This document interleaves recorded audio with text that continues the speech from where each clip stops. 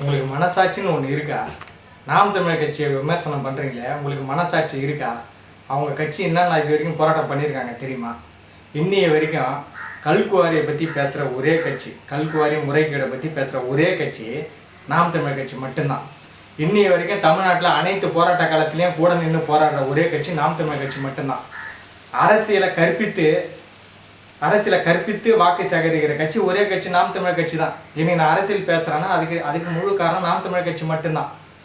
மழையிலையும் வெயிலையும் புயல்லையும் அசராது இராணுவ படை மாதிரி ஒரு கூட்டத்தை கட்டமைச்சு ஒரு புரட்சி செய்கிற ஒரு கட்சி நாம் தமிழர் கட்சி மட்டும்தான்.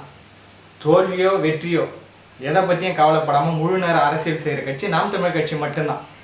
விமர்சனங்கள் எவ்வளோ வந்தாலும் அதை எதிர்கொண்டு கர்ஜனையோடு ஒரு போராடுற கட்சி நாம் தமிழர் கட்சி மட்டும்தான். விவசாயம் சார்ந்த தொழிற்சாலையை உருவாக்குறேன்னு சொல்கிற கட்சி நாம் தமிழர் கட்சி மட்டும்தான். அனைவருக்கும் வேலைவாய்ப்பு, விவசாயத்தை சார்ந்து வேலைவாய்ப்பு தரேன்னு சொல்கிற கட்சி நாம் தமிழர் கட்சி மட்டும்தான்.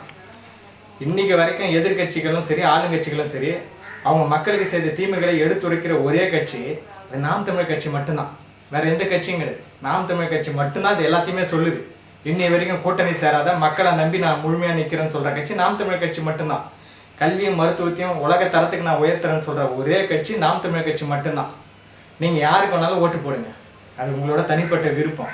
ஆனால் நாம் தமிழர் கட்சியை விமர்சிக்கிறதோ அதுக்கு உங்களுக்கு தகுதி இருக்குதா அப்படின்னு உங்கள் மனச்சான்ற தொட்டே சொல்லுங்கள். அதாவது ஒரு கட்சியில் ஒருத்தர் போராடலாங்க, அந்த கட்சியே போராடுது. எந்த பக்கம் திரும்பினாலும் சீமானா இங்கே போகிறாரு, அங்கே போகிறாரு, அங்கே போகிறாரு, இங்கே போகிறாரு, பேசி பேசி பேசி பேசி பேசி பேசி அவங்க கட்சியில் இருக்கிற மொத்த பேருக்குமே தொண்டை நாக்கு தண்ணி வற்றி உள்நாக்கு காயம் ஆகிற அளவுக்கு மக்கள்கிட்ட புரட்சி செய்து வாக்கை சேகரிக்கிறாங்க. இன்னை வரைக்கும் ஓட்டுக்கு பணம் தராமல் வாக்கு சேகரிக்கிற ஒரே கட்சி அது நாம் தமிழர் கட்சி மட்டும்தான். நாம் தமிழர் கட்சி மக்கள் வரவேற்கிறாங்க.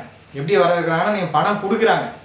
ஓட்டுக்கு பணம் கொடுக்கறது மாதிரி நம்மளுக்கு பணம் கொடுத்து நீங்கள் நில்லுங்க, நீங்கள் வாங்க, நீங்கள் வரணும் அப்படின்னு சொல்லி இனம் மானம் மொழி எல்லாத்தையும் காத்து நாட்டை முன்னேற்றணும் அப்படின்னு நினைக்கிற ஒரு சிறந்த தலைவன் நாம் தமிழர் கட்சி சீமானந்தன் மட்டும்தான். அதனால் சிந்தித்து செயல்படுங்க, மனசாட்சியோட விமர்சனம் பண்ணுங்கள். அப்படியே உழைப்பு யார்கிட்ட இருக்குன்னு பாருங்கள். அதாவது அரசியல் யார் வேணாலும் இருக்கலாம் வரலாம், ஆனால் உழைப்பு யார்கிட்ட இருக்குன்னு பாருங்கள். 15 வருஷமாக வெற்றி தோல்வி பற்றி கவலைப்படாமல் இன்னி வரைக்கும் உழைப்பை அப்படியே வேர்வையை ரத்தமாக சிந்தி அந்த கட்சியை உருவாக்கி இவ்வளோ தூரம் வந்துட்டுருக்காங்க. உங்களுக்கு ஒருத்தரை பிடிக்கும் அப்படின்றதுனாலே முட்டு கொடுத்து இந்த கட்சி தான் ஓட்டு போடுவோன்னு அது உங்கள் விருப்பம், நீங்கள் போடுங்க. ஆனால் விமர்சனம் பண்ணாதீங்க. இந்த கட்சி எவ்வளோ பண்ணியிருக்கு தெரியுமா? உங்களுக்கு உண்மையிலே மனசாட்சி இருக்குதா? பாவம், அந்த மனுஷன் எவ்வளோ கத்துறாரு, கஷ்டப்படுறாரு, கொஞ்சமாச்சும் உங்களுக்கு புரியுதா? நீங்கள் நீங்கள் எது வேணால் பண்ணிட்டு போங்க, ஆனால் விமர்சனம் பண்ணும்போது கொஞ்சம் யோசித்து பண்ணுங்கள். நல்ல தலைவனை உருவாக்குங்க. உழைப்பு யார்கிட்ட இருக்கோ அவங்களையே தலைவனாக ஏற்றுக்குங்க. அதுதான் இன்னைய ஒரு நாள் அடுத்த 5 வருஷத்துக்கு ஒரு மாற்றத்தை உண்டாக்கும்.